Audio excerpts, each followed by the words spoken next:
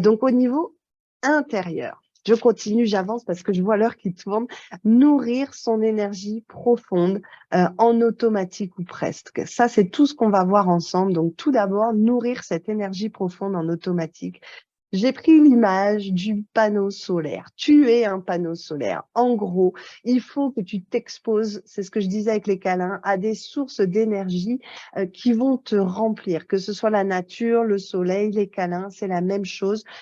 Cale-toi à des pôles positifs. Ne reste pas avec des gens qui ponctionnent le peu d'énergie que tu as, que tu te sens plus vide après qu'ils soient venus qu'avant. Ça, voilà, ne te force pas, fais le tri, exite l'entourage toxique. Ton énergie, c'est ton bien le plus précieux. Tu le sais, tu en as moins que quelqu'un d'autre parce qu'elle est allouée au combat intérieur de ton corps. Donc, il faut vraiment que le reste d'énergie que tu as, ce soit pour des actions qui t'amènent de l'énergie à nouveau. D'accord? C'est en ça que je dis nourrir son énergie en automatique. Il faut vraiment que tu trouves des activités qui te remplissent, d'accord? Et que tu rentres dans ce cercle vertueux de l'énergie positive, dans le sens où quand je vais dépenser de l'énergie, c'est pour quelque chose qui me nourrit réellement au niveau énergétique, au niveau intérieur, d'accord? Donc oui, ça peut être ta petite balade du chien. La balade du chien, elle va te prendre de l'énergie physique. D'un autre côté, tu es dans la nature, tu es avec ton animal, il est heureux, il saute partout et ça te remplit. D'accord? Donc, mettre en place des actions qui prennent de l'énergie, mais qui t'en rendent en même temps. D'accord? Si c'est aller voir quelqu'un de ton entourage toxique, par exemple, ça va te prendre de l'énergie d'aller le voir, ça va te prendre de l'énergie de passer le temps avec lui, et la personne va partir et tu vas être complètement chlasse, complètement crevé. Voilà, ça, c'est pas du tout une bonne gestion du peu d'énergie que tu as pour passer ta journée. D'accord? Ensuite, voir comment reprendre suffisamment confiance dans ce corps qui change. Ça, c'est quelque chose de vraiment très important. C'est si tu peux repartir avec ça de ce séminaire, j'aurais vraiment réussi ma mission. C'est de t'ancrer cette chose en tête, que tu as le même corps qu'un autre. Ton corps est ton allié. C'est juste que tu subis des dysfonctionnements. Moi, je voudrais te parler là de faire la différence. Certaines personnes se disent sépien ou sépienne. Moi, c'est quelque chose avec lequel j'ai beaucoup de mal parce que quand on colle comme ça un adjectif à quelqu'un, ça le, ça le définit en fait. C'est vraiment sur toi. Tu es sépien, tu es sépienne. Pour moi, c'est pas ça la maladie. Pour moi, ton corps est le même qu'un autre, sauf que une maladie crée des dysfonctionnements, mange ta myéline, enfin fait tout ça se déclenche et que ta myéline finisse, tes neurones finissent à l'air, donc forcément des messages, ça dysfonctionne, mais c'est une maladie qui est là, qui impacte ton corps. C'est en ça que je te dis que ton corps est ton allié, il lutte à tes côtés. Ça n'est pas lui ton ennemi. L'ennemi, c'est la maladie, c'est la sclérose en plaques qui est là. Et il te faut, du coup, connaître comment elle fonctionne pour toi, affûter tes armes en face et justement aider ton corps dans son combat quotidien. D'accord? Donc, être sépien, sépienne, pour moi, non. Tu n'es pas. La maladie ne te définit pas. La maladie, elle est sur ton organisme et elle crée des dysfonctionnements. Mais ton corps est avec toi et vous devez mener la bataille ensemble. Comme moi, je suis une grande fan de tarot, j'ai mis, je dois jouer ma partie différemment. Tu as des cartes en main. Alors, je te dis pas que tu as les meilleures cartes forcément dans la main. Tu as des cartes en main qui sont très particulières, mais ça ne veut pas dire que ta partie va pas être extraordinaire. Tu peux jouer une partie extraordinaire avec les cartes que tu as en main. Et parfois, le fait de devoir être plus stratégique qu'un autre ou qu'une autre, eh bien, ça peut être également un cadeau. Ça peut être le côté positif que t'amène la maladie parce que tu vas devoir aller chercher la force en toi. Tu vas devoir aller te connaître, te reconnaître ta valeur, tes forces, ce qui fait que tu es toi. Chose que tu n'aurais peut-être jamais été amené à faire si tu avais eu la vie de tout le monde qui va vite, qui est dans le stress, qui passe à côté des choses, à côté des vrais moments. toi, tu dois te reconnecter à ta force intérieure.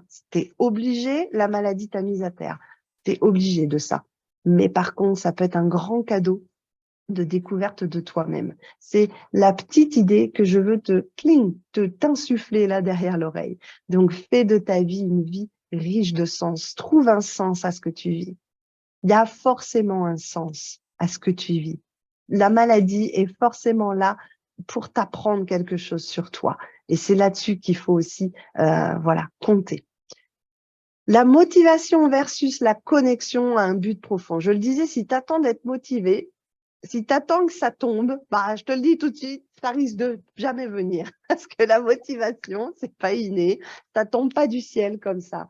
Par contre, il faut la prendre par un autre, pour moi, par un autre bout. Donc, si tu en es à dire, bon, alors ok, Aurore, elle m'a dit la nourriture, elle m'a dit bouger, elle m'a dit donc il faut que je mange mieux pour avoir plus d'énergie, je dois bouger pour garder ma mobilité, il faut que je m'accorde plus de temps, oui, ça veut dire, je dois absolument arrêter de toujours dire amen à tout, ok. Est-ce que tu as vu tout ce que j'ai écrit? Il faut, je dois, il faut, je dois. Pour moi, ça, c'est niet. Il faut arrêter de se mettre la pression. Si par contre, tu as compris l'intérêt de manger mieux pour avoir plus d'énergie, de bouger pour garder ta mobilité, alors on va le regarder d'une manière différente. Mais les il faut, je dois, je t'invite, je crois que j'ai fait, oui, voilà, je t'invite sur si tu as imprimé le plan d'attaque, allez barrer, arrête de te mettre la pression avec les il faut, je dois et sors la tête du guidon. Relève la tête, c'est pas il faut, je dois, et puis comme tu fais pas, ah mais décidément, je n'ai aucune parole, même envers moi-même, j'arrive pas à m'engager, et vas-y, on repart dans quelque chose de néfaste. Non, stop les il faut, je dois. Tu as compris les intérêts, maintenant il faut les relier, les connecter à un but profond, à quelque chose d'émotionnel en toi. Pourquoi est-ce que tu veux garder ta mobilité? Qu'est-ce que ça va vraiment te permettre de vivre, te permettre d'expérimenter? Est-ce que ça va te permettre de voyager, de faire ce voyage auquel tu tiens tant depuis toujours et que tu n'as jamais fait? Est-ce que ça va te permettre d'aller chercher ton enfant à l'école sur tes deux jambes et pas dans un fauteuil? Est-ce que ça va te permettre justement la fierté de ton entourage, de voir comment tu es combative? Est-ce que ça va te permettre, mets-le en relation avec quelque chose d'émotionnel en toi. Pas de il faut, je dois, mais bien à quoi je connecte cette mobilité, qu'est-ce qu'elle va me permettre de vivre, définir un but précis et tellement précis justement que mon cerveau va m'y amener. D'accord? Si c'est justement ce voyage en Thaïlande, ben, commence à te renseigner dessus, à voir les possibilités selon tes limitations, selon le prix, selon comment on fait, on concrétise mes rêves. Et si c'est pas un rêve énorme comme ça, mais je disais c'est juste aller chercher ton fils à l'école, pareil, visionne-le, visualise-le dans ta tête. Quelles sont les odeurs? Comment tu es habillé? Comment tu bouges? Quelle est ta sensation? Où est-ce que ça vibre? Ça vibre dans ta gorge, ça vibre dans ton plexus, ça vibre dans tes membres. Visualise-le, mais au plus profond en utilisant tes 5 sens. D'accord? Et ça, c'est quelque chose vraiment d'hyper puissant. Si tu connectes le pourquoi tu fais les choses à quelque chose d'émotionnel. J'ai juste rajouté ici en bas une petite question, parce que ça, c'est intéressant aussi de se la poser. Je vous y amène gentiment en accompagnement, en coaching, quand je vous y accompagne. Voilà, ça peut être aussi ça. Est-ce que j'ai un intérêt? Est-ce que la situation n'évolue pas? Je fais une petite parenthèse rapide sur le fauteuil, notamment. C'est vrai que quand la mobilité, la spasticité ou la maladie évolue et qu'on arrive dans le fauteuil, quelque part, il y a un côté quand même, quand on fait la queue au supermarché, quand on sort dehors, où on est enfin reconnu pour notre maladie invisible. Et ça, quelque part, ça peut être culpabilisant, ça doit pas l'être, c'est hyper légitime. Ben, il y a un côté qui dit, putain, enfin, on me reconnaît, en fait, ma fatigue, on me reconnaît, mon handicap invisible devient visible. Et quelque part, on y a un intérêt à ce fauteuil. Donc, attention à ça, parce que ce fauteuil, faut pas que ça, quand vous commencez à l'utiliser dans les longues distances ou dans les visites au musée, où ça, c'est génial parce que ça vous permet de continuer effectivement votre vie sociale, marcher longtemps, pouvoir accompagner votre famille ou que ce soit. Mais attention à ce que ça ne devienne pas votre prison et que vous continuiez bien à travailler votre mobilité, à ne pas s'enfermer dans ce fauteuil. C'est le petit warning là que je voulais vous mettre. Donc voilà, si tu construis un point de connexion avec ton émotionnel, tu passeras à l'action et c'est l'action qui t'amènera à une autre action, qui t'amènera petit à petit la motivation. Comme l'énergie de marche, c'est un pas après l'autre. L'action m'amènera la motivation.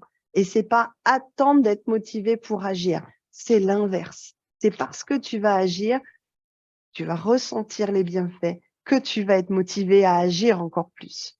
Hein, c'est pas le même cheminement.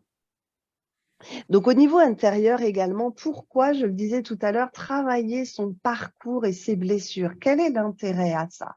Bien, très souvent, dans mon expérience, je ne tiens pas de statistiques chiffrées, mais vraiment, on voit que la sclérose en plaques, le départ des premières poussées ou des premiers symptômes qui vous font consulter, très souvent, le point de départ s'accompagne d'un choc émotionnel. D'accord? D'un choc émotionnel ou d'une empreinte familiale très forte, très voilà, quelque chose qui tisse des liens tellement forts que voilà, ça sclérose justement. Donc travailler sur son parcours, comprendre un petit peu où ce choc émotionnel, où ces relations parfois compliquées qu'on peut retrouver, c'est mettre des mots dessus, le sortir de sa tête, le sortir de soi et avoir une lecture sur son parcours peut créer parfois des choses extraordinaires dans vos symptômes au quotidien. Parce que de comprendre comment l'émotionnel peut être en relation avec le physique et avec ce qui vous arrive, travailler sur votre chemin, passer outre les chocs, passer au-delà des situations difficiles que vous avez pu vivre, c'est quelque chose, c'est un trésor pour votre vie, pour votre énergie et pour la compréhension de ce qui vous arrive. Là encore, de donner du sens à ce qui vous arrive. Ton chemin regorge de trésors et de réussites. Très souvent, on a du mal à les conscientiser. On a du mal à faire le retour, à lire le bouquin de notre vie jusque-là et à y sortir les trésors et les réussites, alors que c'est gorgé de cela, justement. Et qu'est-ce que tu as dans ton sac à dos? Ce que je vous le disais, je suis une passionnée de randonnée. Qu'est-ce qu'il y a dans ton sac à dos? Quand on veut randonner loin, on randonne léger. Et très souvent, quand on ouvre le sac à dos ensemble sur votre parcours, on voit qu'il y a des cailloux, voire des briques, voire des rochers à l'intérieur qui ne sont même pas les vôtres. Des fois, on vous transmet des pensées, du poids justement, de bien faire les choses, d'être une fille comme si, il y a des cailloux dans votre sac à dos qui ne sont même pas les vôtres, que vous n'avez pas choisis, que vous héritez de votre mère, votre grand-mère, votre grand-père, que vous héritez des autres. D'accord? Donc, faisons le tri dans le sac à dos, enlevons déjà les pierres qui ne sont pas les vôtres. Et après, on va travailler vos pierres pour qu'elles soient un petit peu plus légères et que vous puissiez avancer effectivement correctement. Comment et pourquoi pardonner à quelqu'un qui nous a fait mal? C'est pareil. Ça, c'est une pierre. Le non-pardon, la rancœur, la rancune qui amène à la rumination. Ça fait partie des choses qu'on travaille, ça, dans le programme Sanae. Ça fait partie du poids qui est dans votre sac à dos. Donc, on le travaille et on l'allège surtout. Ça vous aidera là aussi à reprendre de la mobilité. OK? Donc, conscientise tes forces comme tes faiblesses parce qu'elles forment ton relief. Avoir également une lecture sur soi, sur ses défauts et sur ses qualités. C'est hyper facile d'embrasser ses qualités, hein. En principe, ça, on y arrive bien, pas de problème.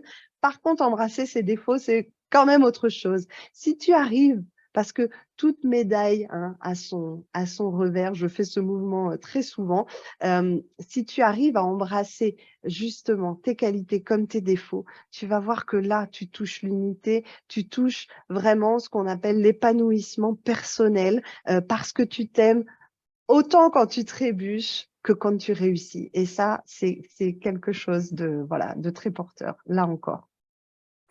Donc, voilà, chaque médaille a son revers. Je vous ai mis la, la photo. C'est-à-dire que pour l'ombre, pour avoir de l'ombre, il faut de la lumière et vice-versa. Forcément, quand on parle de difficultés, il y a des facilités, la chaleur, le froid. Tout dans l'univers fonctionne selon justement un devant de médaille et un arrière de médaille. D'accord? Donc, il faut prendre les choses dans toute leur complexité. C'est important de se connecter aussi à ça. Enfin, la vie ne mettra sur ton chemin que des pierres que tu es capable de gérer. Ça, c'est important là encore pour retrouver du sens à ce que tu es en train de vivre. À toi de choisir ces pierres, de les écarter du chemin pour continuer à avancer, ou bien de juger que elle est peut-être un peu trop lourde ou elle est peut-être un peu trop encombrante, donc je vais la contourner, ou bien de prendre ces pierres et d'en faire un mur et de te bloquer toi-même sur le chemin. C'est tout ça pour moi la relation que tu peux étudier, la relation qu'a la maladie sur ta vie, de justement, OK, comme je le disais, j'ai un jeu là dans les mains, j'ai un jeu de cartes, il va falloir que je sois stratégique pour jouer ma partie correctement, mais rien ne m'empêchera de jouer ma partie superbement, d'accord? Et les pierres, tu peux t'en servir effectivement, tu peux aussi t'en servir pour faire des marches, pour aller plus haut, tu peux t'en servir, tu peux juste les contourner. Le but, c'est de continuer à avancer sur ton propre chemin. Donc pour moi, pour résumer un petit peu tout ce qu'on a vu, la base de tout, la base de cette pyramide, c'est de soulager. Donc soulager tes symptômes pour pouvoir travailler ta mobilité, c'est quelque chose de très important et ça va être la base effectivement du travail que tu peux faire. J'allais dire qu'on peut faire ensemble. Bien sûr qu'on peut le faire ensemble, mais tu peux aussi entamer ce travail toute seule. Accueillir, c'est quoi? C'est t'accueillir toi, t'accueillir dans tes forces, t'accueillir dans tes faiblesses, t'accueillir aussi dans ton environnement. Qu'est-ce qui va te nourrir? Qui je suis? Qu'est-ce que j'ai à faire? Mettre du sens sur tout ça. Nourrir, évidemment, te nourrir au niveau nourrir, nutrition de mes cellules, nutrition de mon organisme. Je suis un stratège, je sais les vitamines que je cherche dans mon assiette, celles que j'ai pas dans mon assiette, je les cherche dans mes compléments. Je nourris mon énergie physique et je nourris mon énergie intérieure en faisant des choses qui m'apportent autant d'énergie qu'elles ne m'en prennent. Ça, c'est quelque chose de très, très important. Nourrissez-vous intérieurement.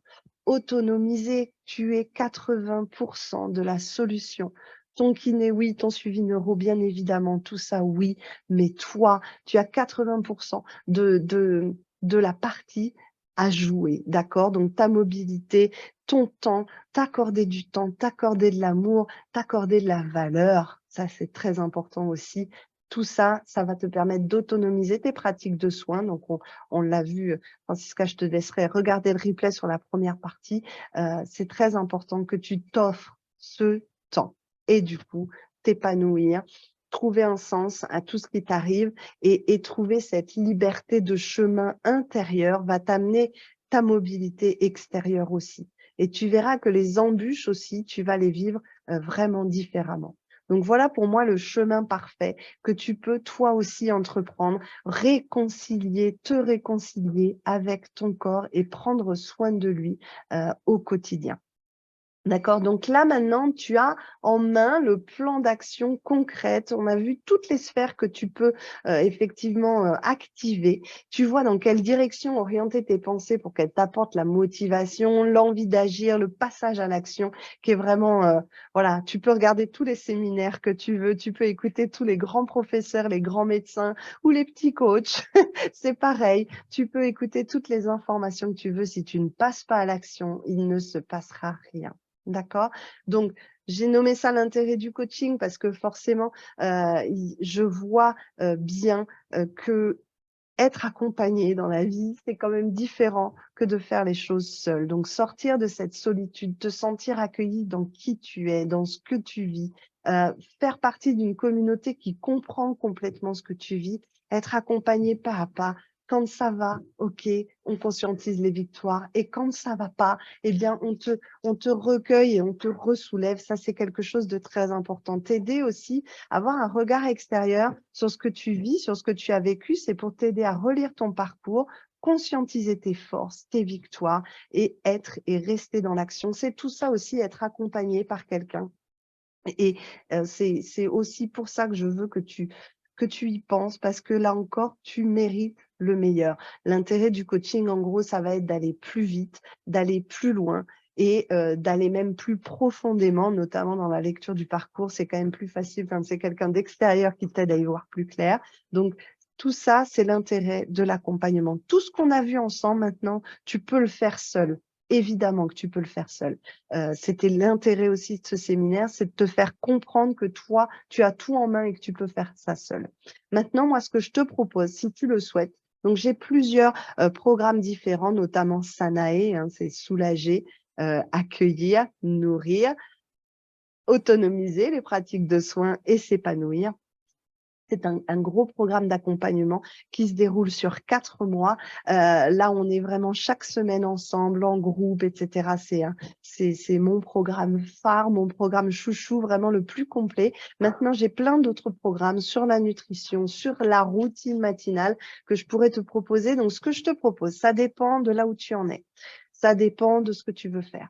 Ça dépend de tes symptômes aussi, forcément. Douleur, pas douleur, spasticité, pas spasticité, ça dépend un peu de tout ça.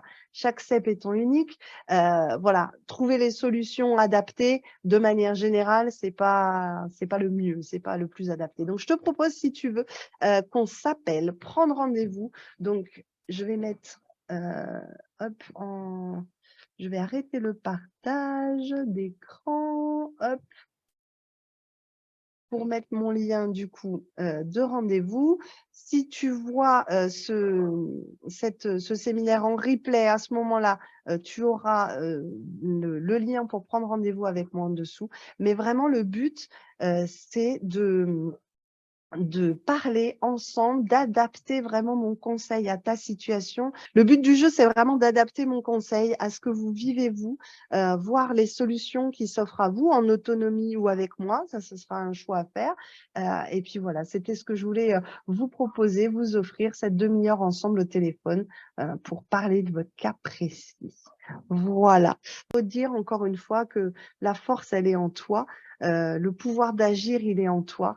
Et ça, c'est important de se reconnecter à ça absolument.